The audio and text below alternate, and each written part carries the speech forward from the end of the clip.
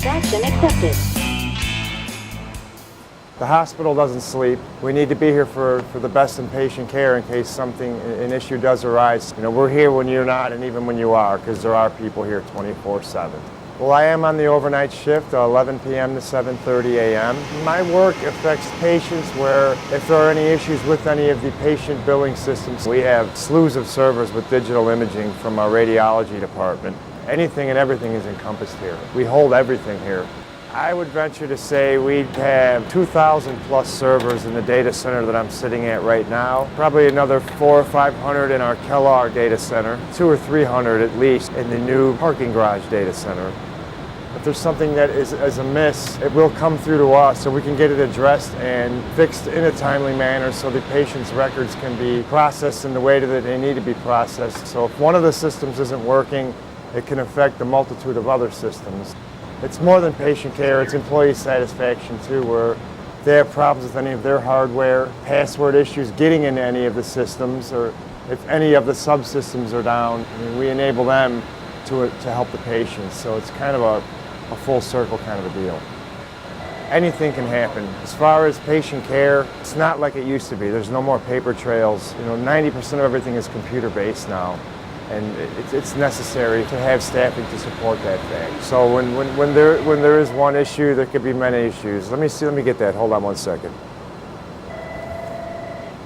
Rush Help Desk, this is Carrie.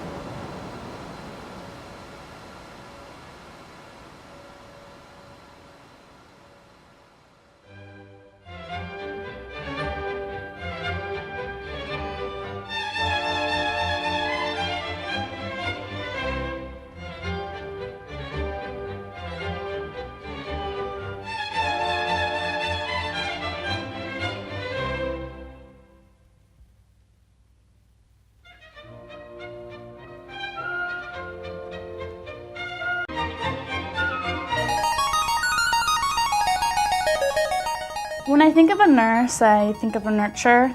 I just knew that I wanted to work with people, and I found out about the GEM program. I grew up in California, such a diverse and inclusive community. My name is Georgina. What does it take to become a world-class nurse? Follow me this year.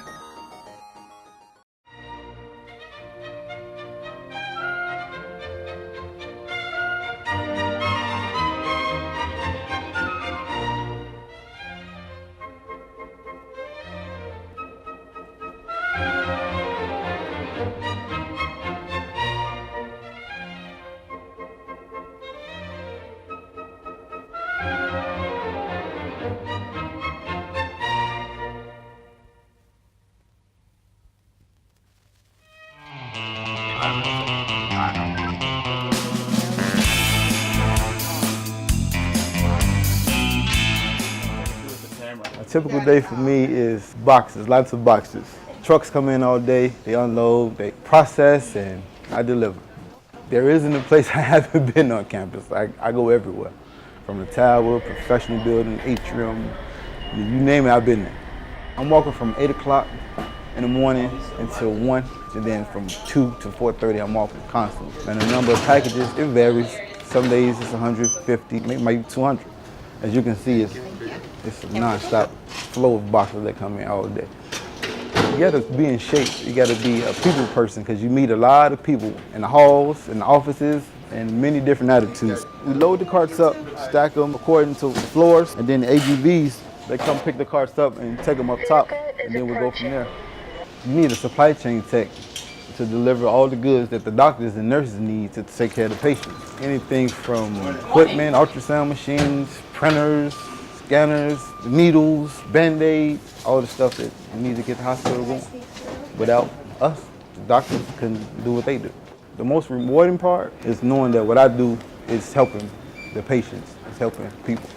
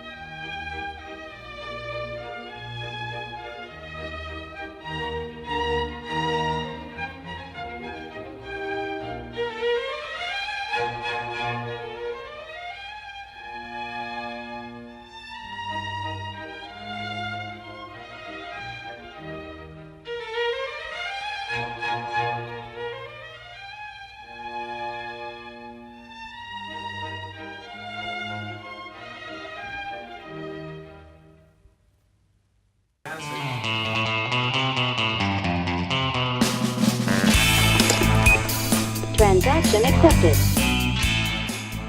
I'm always looking for somebody who looks lost. I'm always looking for somebody who seems to be up to no good.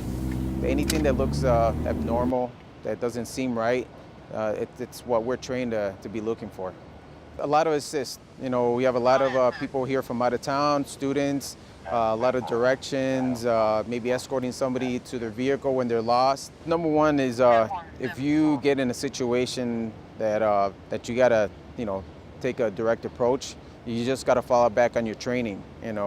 Some of us have been in the military, some of us have been police officers, and obviously that helps out, along with the training that we've received here. As a little boy, I always liked the uniform and, watching the cop shows on TV, something that I thought I always wanted to do. 117. 117, give me 21. One thing that my colleagues don't know about me is that I'm a very compassionate person. Obviously, appearances are misleading. A lot of my colleagues think that I'm a very serious person and just straight to business. But I have a soft heart and I'm very compassionate towards towards people and situations that we're presented with. Yeah, the most rewarding aspect of my job. 111. 1 second. 292. 10-4. I'll be 78 to that patient assist. Sorry, guys, I gotta go. 1070.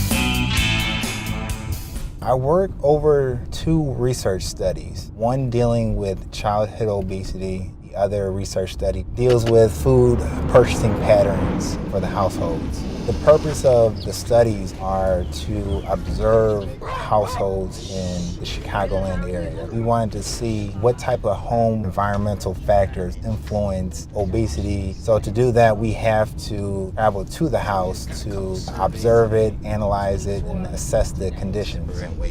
I've traveled to a lot of neighborhoods. These studies are open to anyone who lives in the city of Chicago. So I've been on the south side, I've been in Hyde Park, the Bronzeville area, and also I've been on the west side, even downtown. The face-to-face is very important because some households don't have the necessary resources to conduct the interviews over technological media like Skype or FaceTime. So we really have to find a way we can carry out these interviews. This isn't in a doctor's office. People may get nervous at a doctor's office. This is in the participant's home. This is where they feel most comfortable at. Once the participant is comfortable, once you start building those relationships, they become more open about their situation. Well, I will be honest, sometimes it's hard to do all these house visits and drive through traffic, deal with any other adversities with the job. Most importantly, I really enjoy the relationships that I built with the families. And I enjoy spending time with people who share interests of mine, and that's to get healthy, get their kids healthy, and hopefully get their household healthy.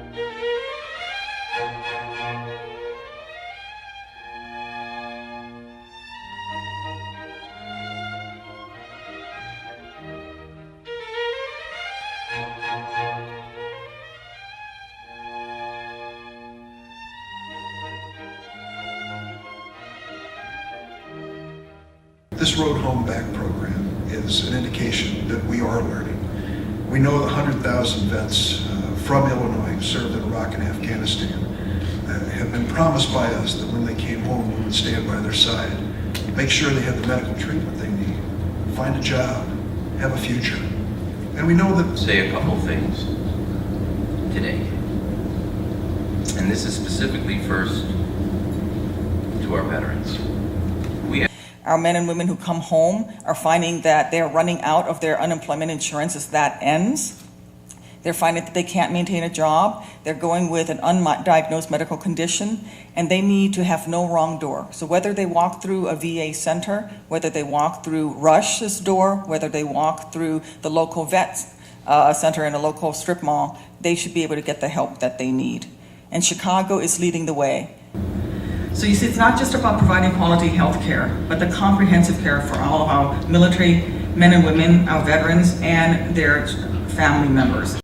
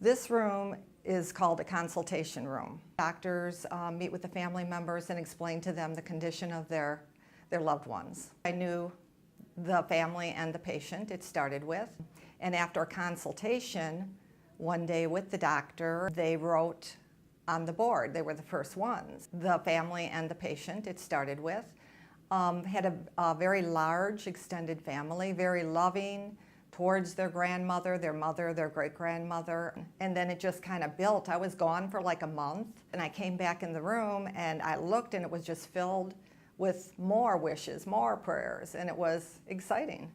This wall is special because it's from the family members that were consulted in this room. It's their thoughts, it's their prayers, it's their hopes, it's their heart. And so it encourages others. I think when family members come in, they see it, they're encouraged. The nurses are encouraged, the doctors are encouraged. It's like a place of hope. And I know if it touched me, it touched others.